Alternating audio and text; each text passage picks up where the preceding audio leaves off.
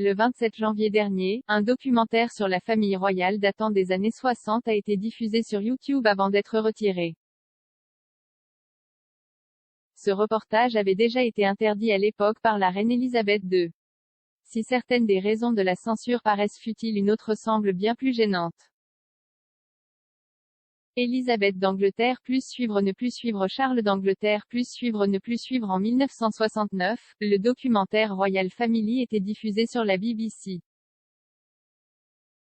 La reine Elisabeth avait alors tout fait pour en empêcher la diffusion et était parvenue à obtenir son interdiction en 1972.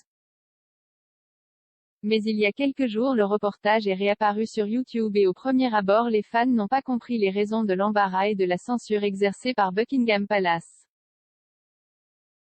Selon les premiers observateurs, il semblait probable que la reine n'ait pas apprécié d'être filmée en train de manger à même un tupperware ou de faire des plaisanteries alors qu'elle était attablée lors d'un repas.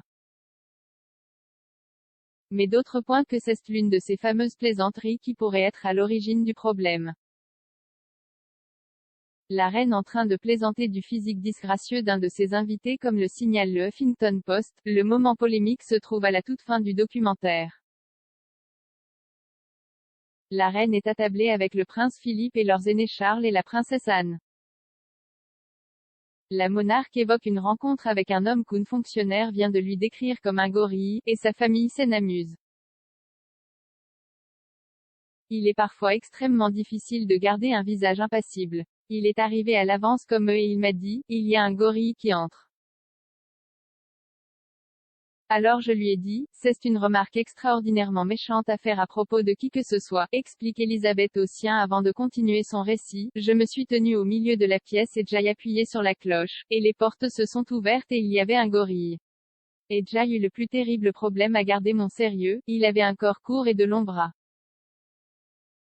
C'était épouvantable. Si cela m'arrivait, répond alors Charles, je m'enfuirais. Le Huffington Post émet des hypothèses quant à l'identité du visiteur ainsi moqué. Il pourrait s'agir de celui qui était alors ambassadeur des États-Unis sur le sol britannique, mais sans toutefois avoir de certitude. Buckingham et la BBC s'étant refusés à tout commentaire.